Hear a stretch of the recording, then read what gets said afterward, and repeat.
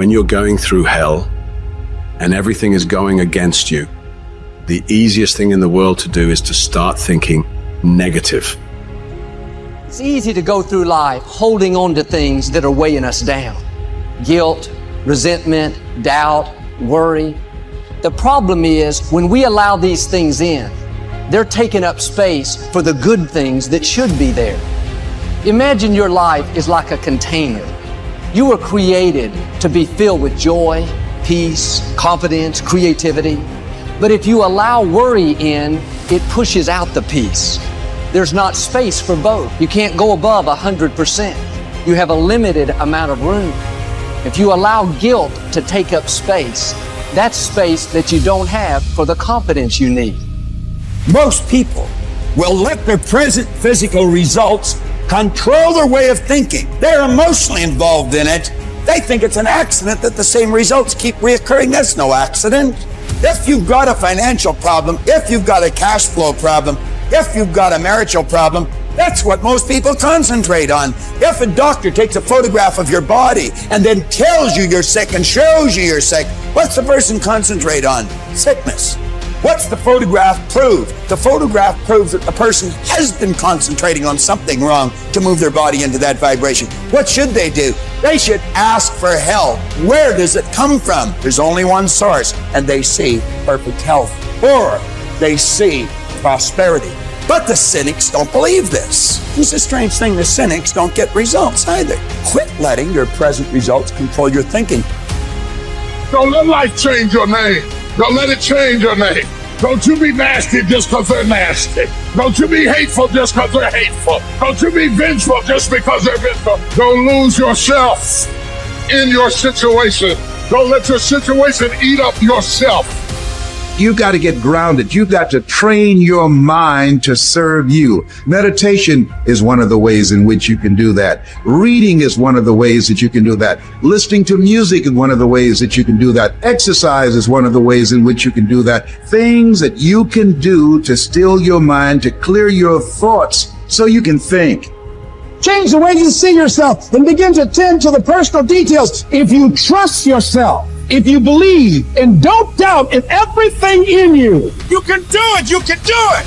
When you say a situation, a person is hopeless, you're slamming the door in the face of God. There's no guarantee that because somebody is now down on their luck, they can never come back. Who can guarantee that you can't make, that you can't have your dream? All we need to do is we look at our dream. As we get ready to hit the floor, I'm blessed and highly favored. Don't let circumstances turn you around. Don't let hard times turn you around. Whatever you're experiencing, you know that this too shall pass. That you have the ability to make it happen. Why? You got a sense of entitlement. I deserve this, and whatever I have to do, I'm willing to step up into face life and grab it in a collar and say, give it up, because it's mine. People think there is something called as negative thought and positive thought. They want to remove the negative thoughts and have only positive thoughts. For such people, I would ask them to just experiment for 10, 15 seconds. Let them forcefully remove one thought from their mind. For example, next 10 seconds, just don't think of a monkey. Try not to think of a monkey. For next 10 seconds, you will see you will be full of monkeys.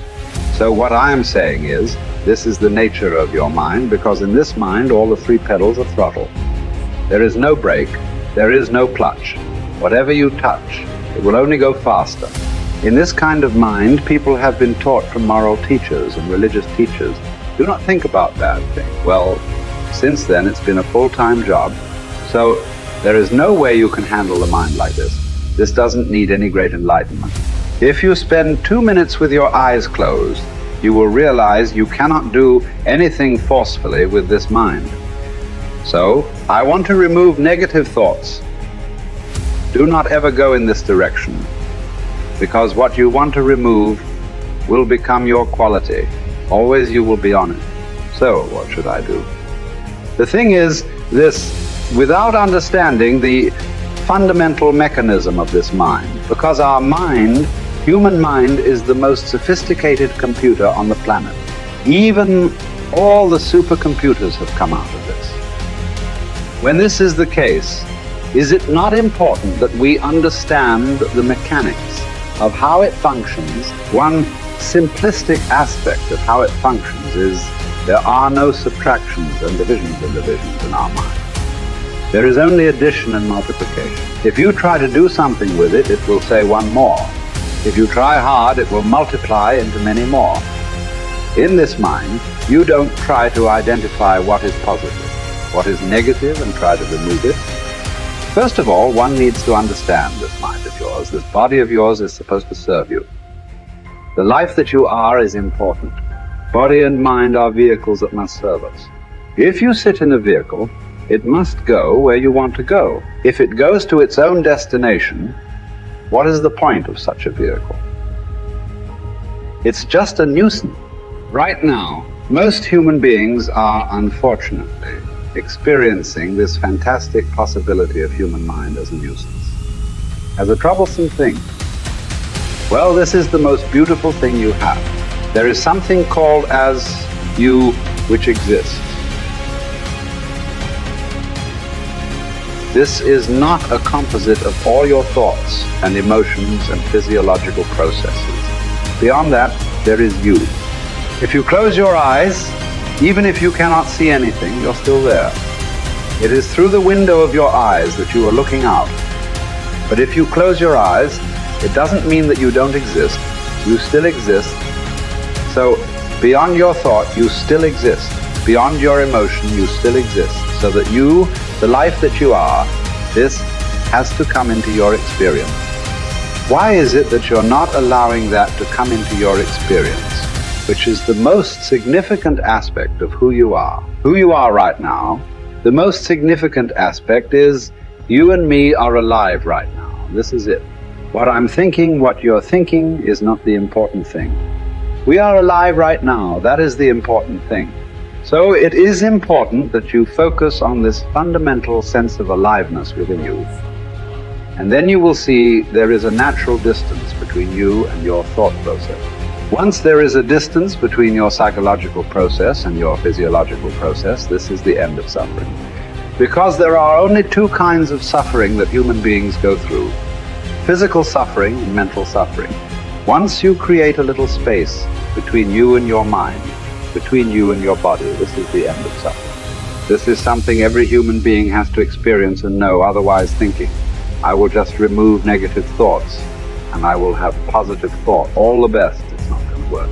100% it's not going to work because nobody can remove it. They can avoid it for some time. So when negative thoughts come, you say whatever you want, but this is just avoiding, it's not gone. The moment you stop that, it will pop back with great force. Otherwise, it will come back in your dream. So it's very important, first of all, you need to understand your anger, your resentment, your fear, your anxieties, the negativity that you generate. Generally resentment, anger, it is always directed towards somebody. But we need to understand this is poisons that we are drinking and expecting somebody else to die. Fortunately, life doesn't work like that. If I drink poison, I die. If I drink poison, you don't die. So we need to understand this. When I say poison, today you can have yourself chemically analyzed right now. What is your blood work? What it says, 5 minutes of intense anger. Check your blood work and see. There will be lots of negative elements in it. Literally, you're poisoning yourself. So do you want to poison yourself? Definitely not. Now the very question is coming from certain helplessness. What shall I do? Don't do anything. Just sit back and just concern yourself with something which is the life process. Maybe your heartbeat, maybe your breath, maybe just the sensation of being alive. Depending upon how sensitive or how perceptive you are, accordingly, find something. It could be a sensation in the body, it could be breath, it could be heartbeat, it could be anything, something which indicates life to you. Just pay attention to that for some time. Slowly, you will see there is a distinction between what is you and what you have gathered, which includes both your physiological and psychological possibility or mess, whatever you've made out of it. You're not bright enough. You waited too late. You should have started younger. Those are the kind of voices that we all live with. For me, our ministry was growing. We lived in a nicest house we'd ever had. Driving a nice car, living from paycheck to paycheck, making it. Every night, I lay down at night, I hear the voices. Those voices are the kind of voices that stop you from buying into your own life. Stop you from enjoying the good times and believing that they will last. The anxiety and the pressure and the strength that it took to get from where you were to where you are doesn't go away, so you don't really believe it's yours. You're driving it, but you don't really believe it's yours. And you're scared to relax and really rest in whatever it is or whoever it is. And the enemy always has some sort of tool or memory or situation that he uses to terrify you, even though the good times are here and the dream is there, the blessing is there, and the goodness is there. But there's always this haunting, nagging defiance that says, don't you relax. You're not worth it. You don't deserve it.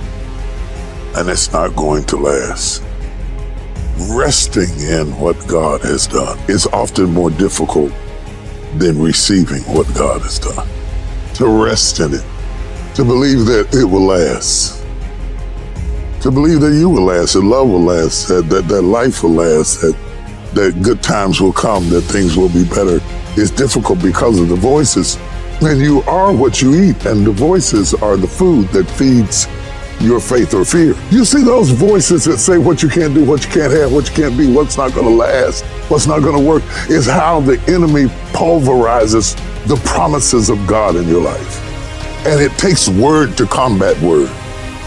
That's why when Jesus was in the wilderness and Satan was throwing word at him, he was throwing word back.